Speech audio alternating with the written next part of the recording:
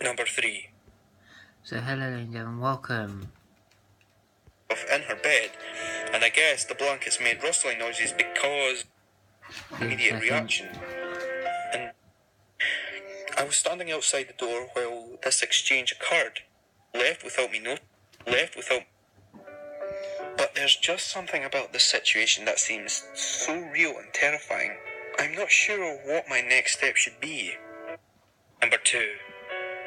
Right, okay, I got to the right point. So ladies and gentlemen, my name is Tom Benz. This is part 2 of the scary and chilling true Skype stories.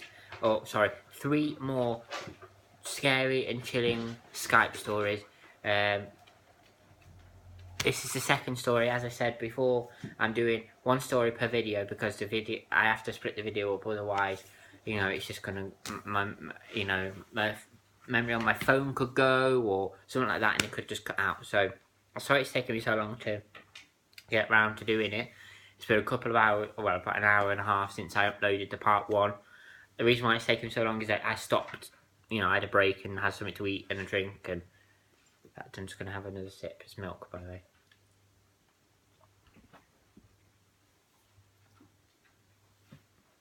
Anyway, yeah, I stopped to have a drink and something to eat, and now I'm ready to do part two, and this is the second story. And all of these Skype stories so far, I said at the start of the first Skype stories video I did, how can you have scary and chilling stories about Skype?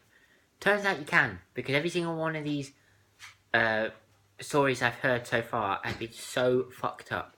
Anyway, let's listen to the next story. The other day, I was talking to a friend online over Skype. She said, "Some weird things have been happening to me lately." I replied with a quick, "Sure, tell me." I never really believed in this whole ghost or paranormal thing up until now, so I'm a bit nervous. And I think I might just be overreacting.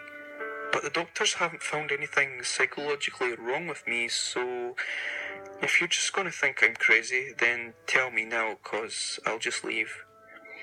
I could tell from her reluctance that this must have been really freaking her out. I assured her.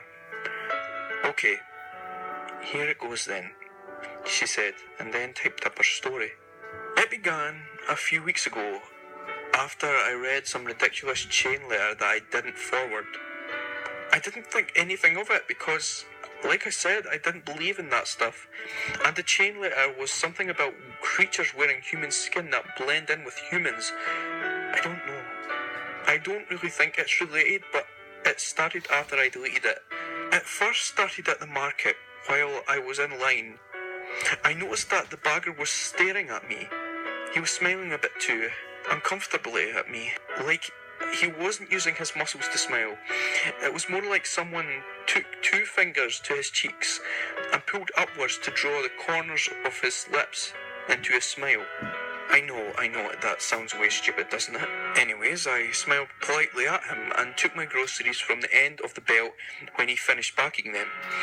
I freed up a hand and thanked him for his service, and that's when it happened. His lips moved and he said in a deep voice, "You're welcome, miss." I stood there in complete shock for a moment.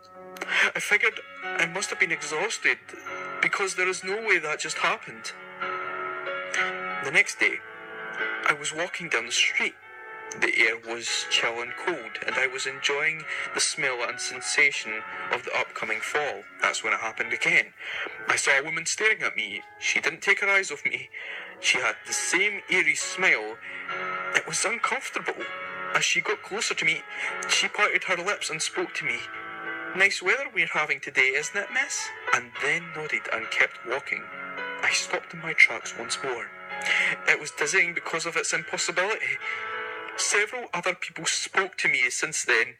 It was always innocuous things like, "Need any help today, ma'am?" or "You're looking lovely today." Nothing vicious. The strangers were all very friendly, all with that same creepy grin. But the mere fact that it was happening was terrifying. And also strangely hope-bringing. Does that sound right? I don't know. But soon everywhere I went, I would hear voices of certain people I was near, exchanging pleasantries with me. I even told my doctor this, and he assured me that no, it isn't possible that this could happen.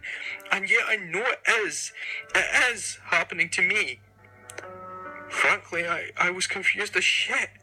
I replied, look, that's all great and all, but, people talking to you and saying nice things isn't at all a paranormal experience, even if they smile weird.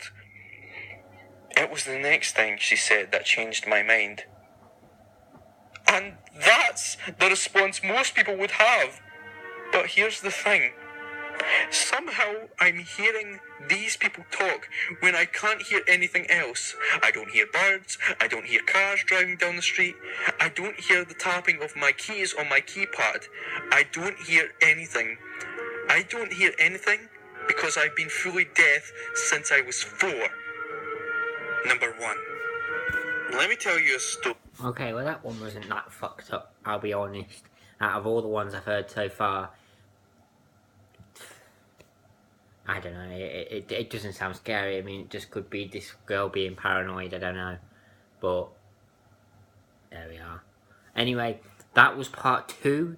I have one more story left to do, left to do a reaction of.